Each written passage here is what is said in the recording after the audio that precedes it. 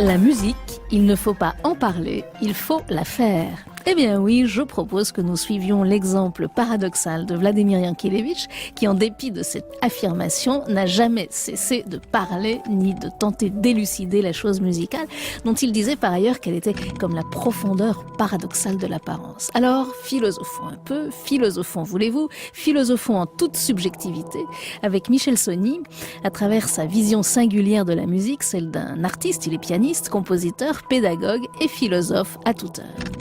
Les vendredis de la musique numéro 81, musique, du sens et des sensations. Michel Sonny, dans ces vendredis de la musique, cette émission, nous aimons toutes les semaines interroger toutes sortes de musiques et les interroger de toutes sortes de façons.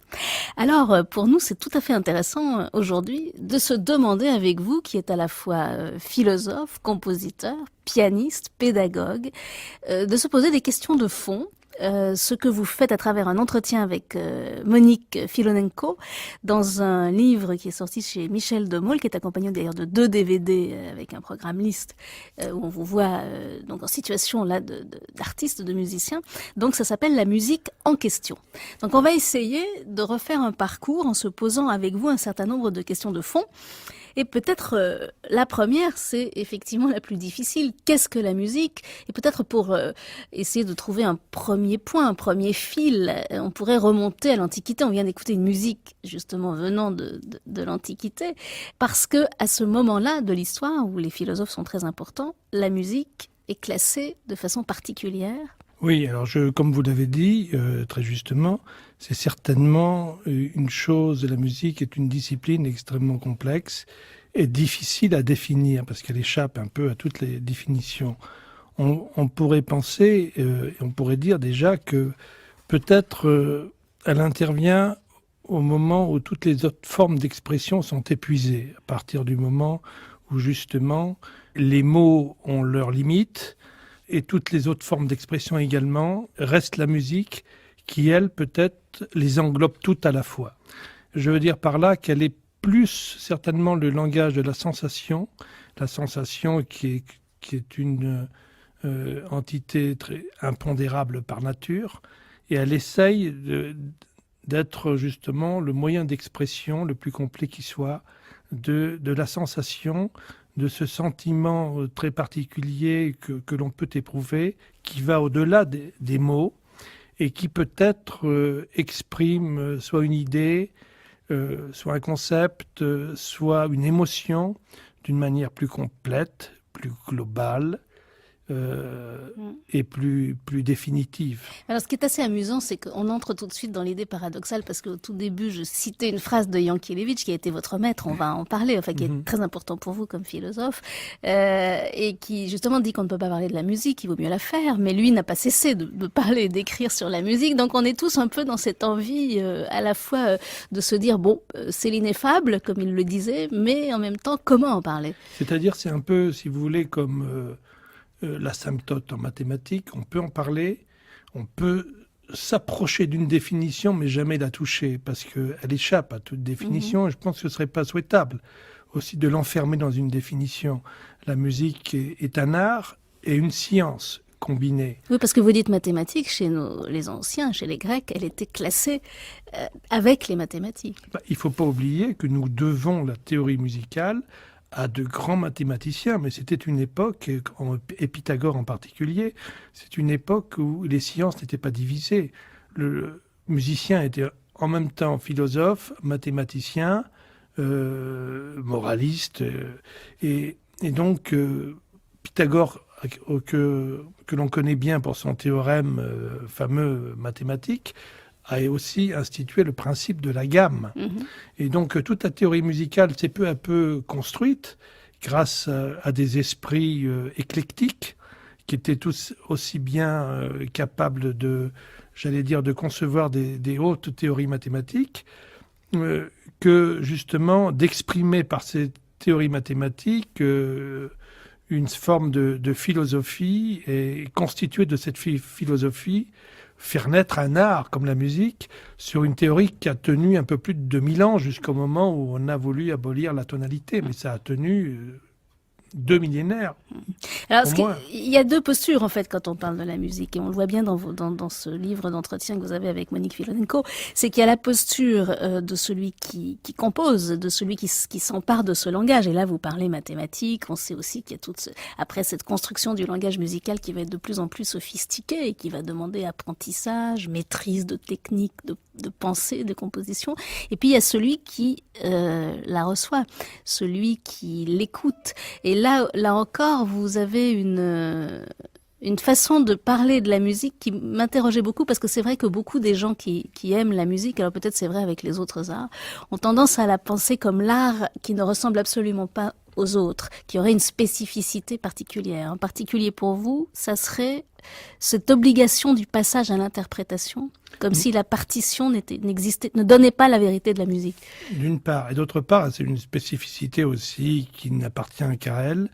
C'est un langage qui ne passe pas par l'entendement. Je m'explique. Les sons n'ont pas de signifié, alors que les mots ont un signifié. Ce qui rend plus complexe aussi le message. Les sons ont une puissance émotive lorsqu'ils sont organisés et qui sont traités dans une organisation qui vient justement du compositeur, mais ils n'ont pas, si vous voulez, de sens a priori.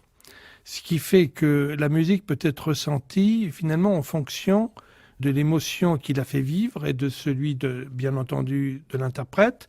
C'est une chose assez particulière parce que on peut dire que même l'œuvre évolue en même temps que l'interprète. Elle est finalement l'image de l'intériorité de celui qui l'a produit. Alors, à la différence d'un tableau qui, lui, est figé et va rester et ne bougera jamais et sera toujours le même pour tous ceux qui le regardent. Alors on peut l'interpréter autrement, mais le support reste le même. Ce qui veut dire pour vous, au fond, que ça expliquerait cette souffrance souvent exprimée par les compositeurs de ne pas entendre l'œuvre jouée telle que eux l'ont dans la tête, cette espèce de fracture. Berlioz a beaucoup écrit là-dessus, sur le fait que les orchestres ne rendaient pas ce que lui avait dans la tête. Il a même dans une correspondance écrit à Franz Liszt qu'il avait envie de marquer sur sa dernière œuvre, prière de ne pas faire comme d'habitude et de respecter les indications du compositeur.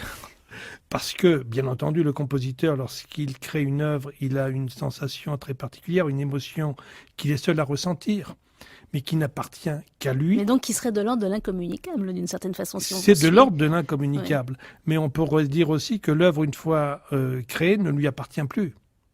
Elle ne lui appartient plus et il est lui-même... quelque part un interprète finalement, parce que même cette émotion qu'il a peut-être ressentie au moment de la création, il ne pourra peut-être pas la ressentir non plus aussi intensément une seconde fois. Mais il arrive d'ailleurs que des compositeurs qui dirigent leurs propres œuvres sont pas les meilleurs Bien chefs. entendu, ça arrive. Et c'est pour ça, c'est donc toute la complexité de l'interprétation qui fait que la musique, je veux dire, la musique est un art subjectif essentiellement et qui est vraiment du domaine de l'impondérable et certainement pas de la précision ou, si vous voulez, de l'interprétation stéréotypée. On ne pourrait jamais dire qu'une interprétation est définitive, puisqu'elle évolue constamment.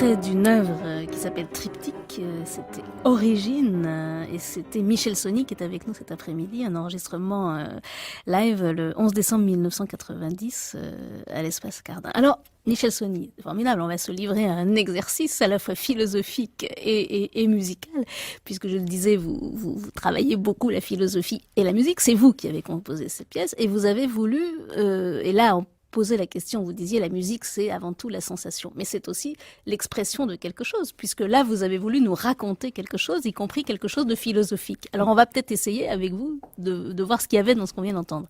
Voilà, alors tout d'abord pour venir à la naissance de cette œuvre, je dois dire que à la suite des nombreuses conversations que j'ai eues avec Vladimir Yankelevitch, qui est devenu un ami et que je voyais pendant un certain temps très souvent, on discutait philo et il m'avait confié qu'il était très déçu que si beaucoup de philosophes avaient parlé de la musique, et Dieu sait qu'il y a de nombreuses pages écrites à ce propos, il y avait très peu de musiciens qui s'étaient inspirés de concepts philosophiques pour composer de la musique, finalement.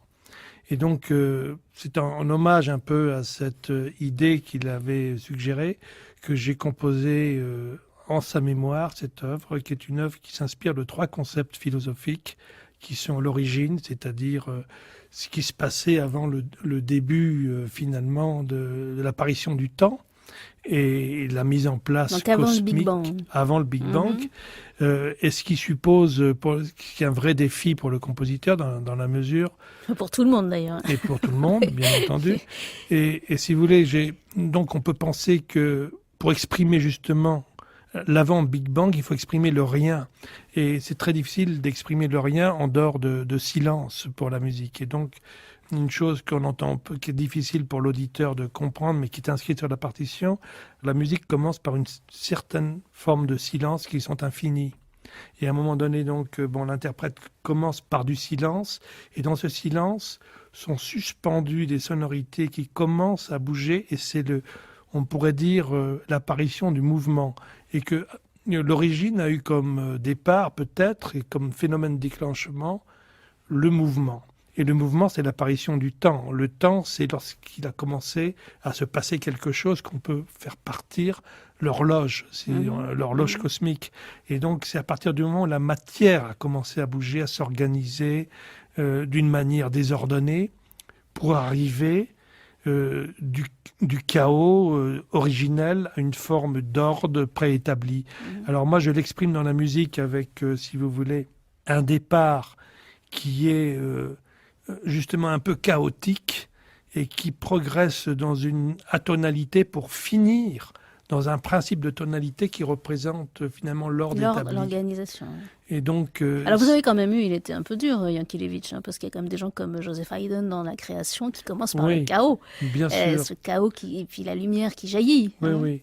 Mais bon, et il avait dit qu'il n'y en avait pas. Il y a quelques beaucoup, heures, il n'y en a pas beaucoup. Il y a aussi, ainsi par les Zarathustra de Richard Strauss qu'on pourrait citer. Dans ce que vous dites, j'entends beaucoup le matériau. D'ailleurs, on entend bien le matériau qui va naître. Beaucoup la façon dont vous avez joué sur le rythme et le silence. Et si on pense à Haydn, justement, je pensais à ce début là, extraordinaire, ce chaos. Lui, il joue beaucoup sur quelque chose dont vous pointez d'ailleurs que c'est très important dans toute l'histoire de la musique, c'est sur la dissonance. Absolument. Sur consonance et dissonance, qui renvoie aussi à de la philosophie quand même. C'était une époque où on pouvait être un peu moins audacieux aussi à ce niveau-là, à l'époque de Haydn.